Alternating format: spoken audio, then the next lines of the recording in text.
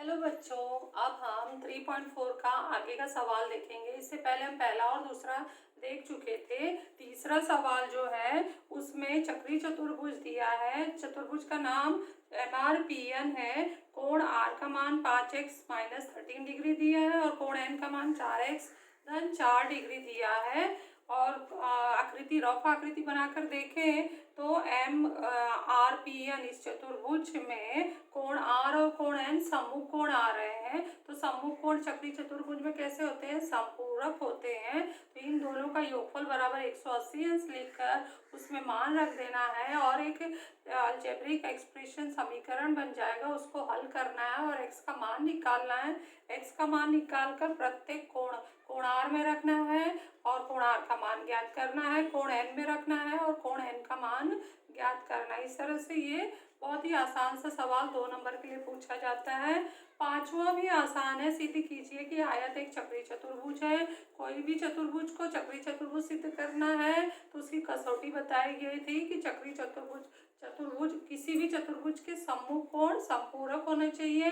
तो हम ये जो चतुर्भुज दिया है खास चतुर्भुज है, आयत है। आयत के सभी कोण समकोण होते हैं। तो उसके अगर हम सम्मुख कोण लेते हैं तो दोनों जोड़ने पर 90 बराबर 80 अंश आ रहा है। इसलिए दिया गया चतुर्भुज चक्रीय चतुर्भुज है। आकृति बनाकर नाम लिखकर दत्त साध्य देते हुए 4 लाइनों में ये कथन पूरा हो जाएगा। तो इसे आपको सिद्ध कर लेना है। अब हम चौथा सवाल देखते हैं। चौथा सवाल में दिया गया है O वृत्त का केंद्र है, RS व्यास है, T बिंदु बाह्य भाग में है। सिद्ध करना है कि कोण RTS न्यून कोण है। तो हमें स्केल लेकर RT और TS को जोड़ लेना है, जो कि किताब में जोड़ा नहीं है। लेकिन ये जुड़ी हुई लाइन से ही जोड़ना है, खंडित लाइन से नहीं जोड़ना है। नहीं तो सब क्या करेंगे, सोचेंगे कि RTS जो है हमारा रचना है। रचना नहीं है, ये साथ में दिया है। तो हमें लाइन सीधी लाइन खींचनी है। उसके बाद रचना ये करना है कि जब हम RT खींच रहे हैं तो RT वृत्त को बिंदु M पर प्रतिच्छेदित करती है। उसके बाद हमें रचना में MS खींचा हुआ दिखाना है। तो ये जो वाला भाग है ना, ये हमारा रचना का भाग है। तो यहाँ पे हम लिखना है रेख RT वृत्त को बिंदु M पर प्रतिच्छेदित करती है तथा MS खींचा, एक MS खींचा। अब इसे सिद्ध करना होगा। तो उत्पत्ति में हम क्या क्या पॉइंट लिखेंगे? तो सबसे पहले उत्तर समझ लेते हैं। आसान सा उत्तर है। यहाँ पर जो एंगल बना है ये RS जो व्यास है, चाप RMS एक अर्धवृत्त है। अर्धवृत्त में ये अंतरलिखित कोण है, कोण RMS अंतरलिखित कोण है। तो हम ऊपर प्रमेय पढ़े हैं कि अर्धवृत्त में अंतरलिखित कोण कैसे होते हैं? समकोण होते हैं। तो ये जो हमारा कोण हो जाएगा समकोण हो जाएगा, 90 अंश हो जाएगा। लेकिन हम ध्यान से देखें, ये जो चतुर्भुज TMS बना है तो TMS के लिए कोण RMS एक बहिष्कोण है। तो हम 9 का दूरस्थ बहिष्कोण प्रमेय लगाएं तो बहिष्कोण बराबर होता है अंतःकोणों के दूरस्थ अंतःकोणों के योगफल के बराबर। तो कोण RMS बराबर हो जाएगा कोण T धन कोण MST। ये दूरस्थ अंतःकोण है, इन दोनों के योगफल के बराबर होगा। परंतु हमारा जो ये बहिष्कोण है ये 90 अंश है, अर्थात इन दोनों का योगफल जब 90 आ रहा है तो जरूर कोण T और कोण S दोनों न्यून कोण होंगे। तो इस तरह से हमारा 3-4 लाइनों में ये कथन सिद्ध हो जा रहा है। तो इसको हम सिद्ध करते हैं। तो सबसे पहला पॉइंट लिखते हैं, RS वृत्त का व्यास है।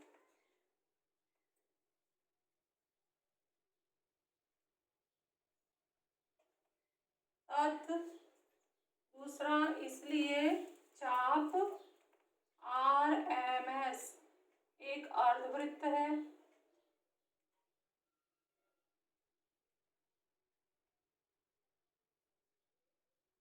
एक से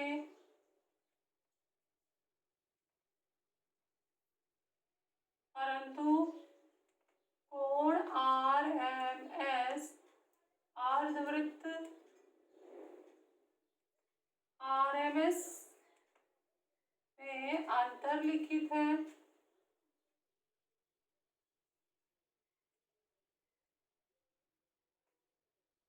युक्ति से,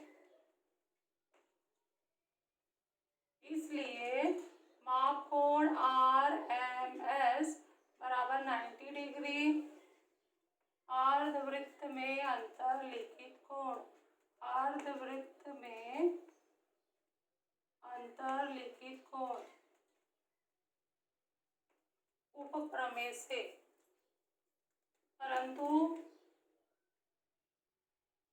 कोण RMS त्रिभुज PMS का, इस त्रिभुज का ये कोण बहिष्कोण है।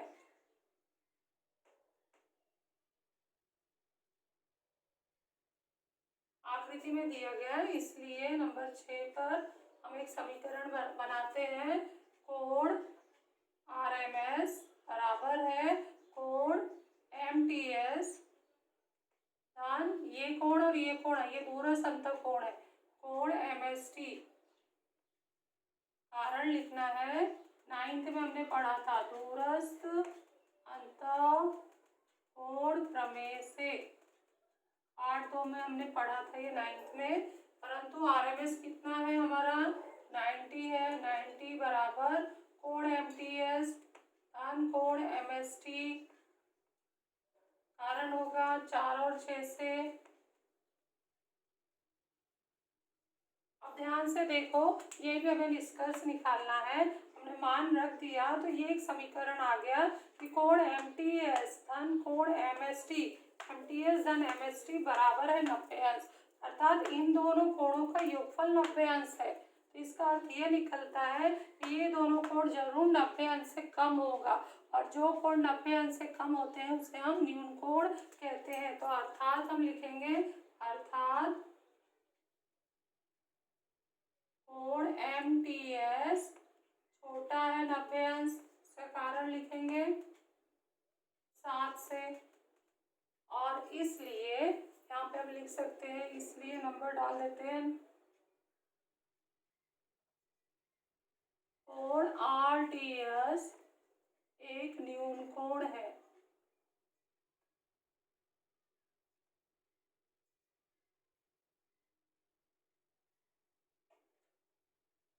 कारण होगा 8 से। इस तरह से हमने ये चौथा वाला सवाल हल कर लिया। पांचवा में बताई हूँ आयत का है। उसके बाद जो छठवां सवाल है ये बहुत ही इम्पोर्टेंट है, क्योंकि इसमें खास तरह का जो है कसौटियों का उपयोग हो रहा है। मैंने जो सूत्रों का PDF भेजी हूँ उसके अंदर ये 2 प्रकार की कसौटियाँ लिखी हूँ। ये कसौटियाँ किताब में अलग ढंग से एक सवाल के रूप में दिया गया है, बच्चे उस पर ध्यान नहीं देते हैं, तो उसे जरूर पर ध्यान रखना है। ये 2 इम्पॉर्टेंट कसौटियाँ हैं जो किसी चतुर्भुज को चक्री सिद्ध करने में मदद करती है। तो दिया गया चतुर्भुज चक्री कब होगा, जब उसके सम्मुख कोण संपूरक हो, ये चक्रीयता की पहली कसौटी है। और दिए गए 4 बिंदु चक्री कब होंगे, चक्री बिंदु का मतलब ही होता है कि ये चारों बिंदु कहाँ पर हैं, वृत्त पर स्थित है, और इनको मिलाने पर चतुर्भुज बनता है और वह चतुर्भुज चक्री होता है।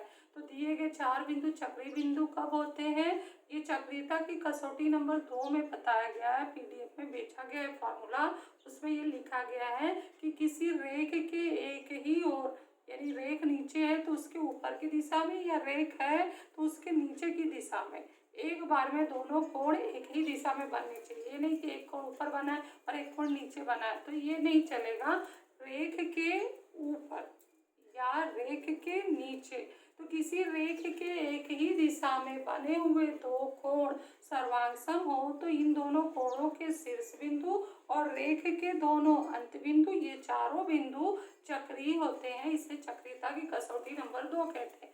अगर ये दोनों कसौटी आपको याद है तो ये सवाल बहुत ही अलग ढंग का है, अच्छा सवाल है, इम्पोर्टेंट है, कर सकते हो। तो हम छठवां सवाल करते हैं।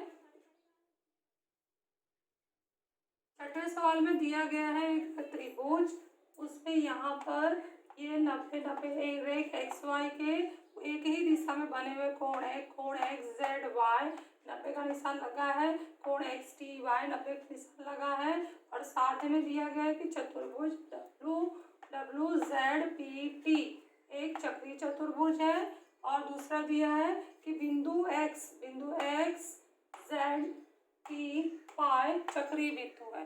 तो देखें ध्यान से, तो दोनों भी चक्रीयता की कसौटी यहाँ हमें लगानी है।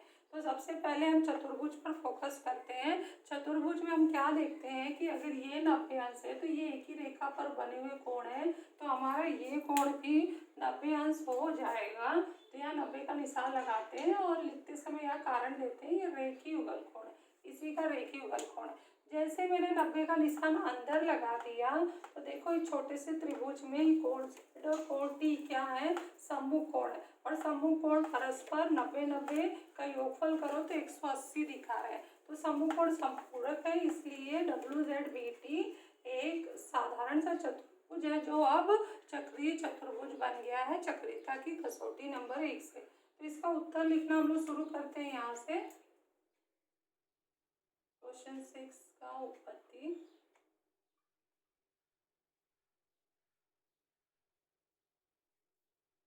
पहला हम लोग क्या करते हैं कि कोण X Z Y का रेखीय युगल कोण WZT है। कारण लिख सकते हो आकृति से, दत्त में नहीं लिखा है लेकिन आकृति में है। इसलिए माप कोण WZT बराबर 90 अंश 1 से। इसी प्रकार दूसरे का भी हम ले सकते हैं, माप कोण WTP बराबर 90 अंश। कारण लिख दो 1 और 2 से, 1 और 2 में हमने जो काम किया उसी तरह से करना है, तो ये आ जाएगा। अब इन दोनों को योगफल कर दो, परंतु जिस चतुर्भुज में जाना वो चतुर्भुज लो। WZPT में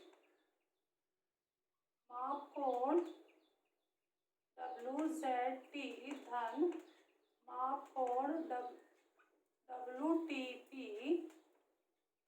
बराबर है 90 अंश धन 90 अंश बराबर 180 अंश। कारण लिखना है 2 और 3 से।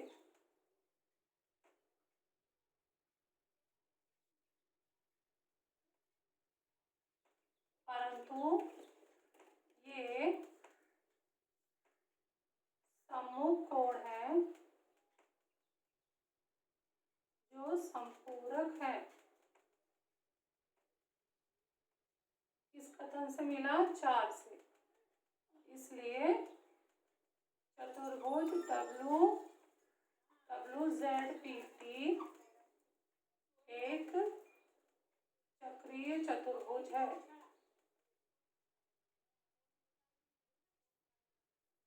कारण लिख दो यहाँ पर,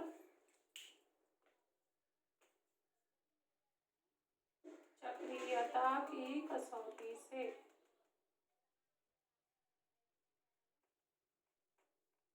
ब्रैकेट में कारण लिखना है। अभी नेक्स्ट हम दूसरा साध्य के लिए यहाँ देखते हैं। तो दूसरे के लिए क्या करना है, इन दोनों कोणों को बराबर करना है। 7 पे आगे कंटिन्यू करते हैं। माप कोण XZY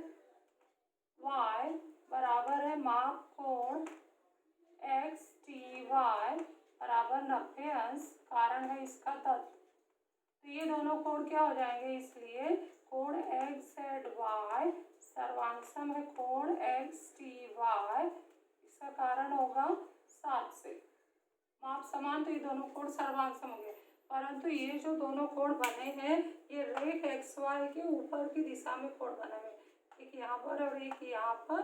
X से ही शुरू हो रहा है, Y हो रहा है, X से शुरू हो रहा है, Y पे एंड हो रहा है, तो XY के एक ही ओर है। तो यहाँ लिखना है परंतु ये दोनों कोण रेख XY के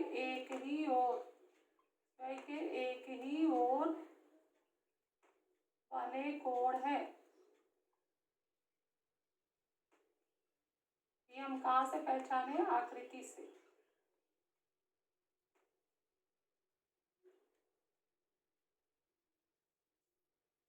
इसलिए सीधे साथ आ जाएगा, बिंदु एक्स जेड पी फाई चक्रीय बिंदु है।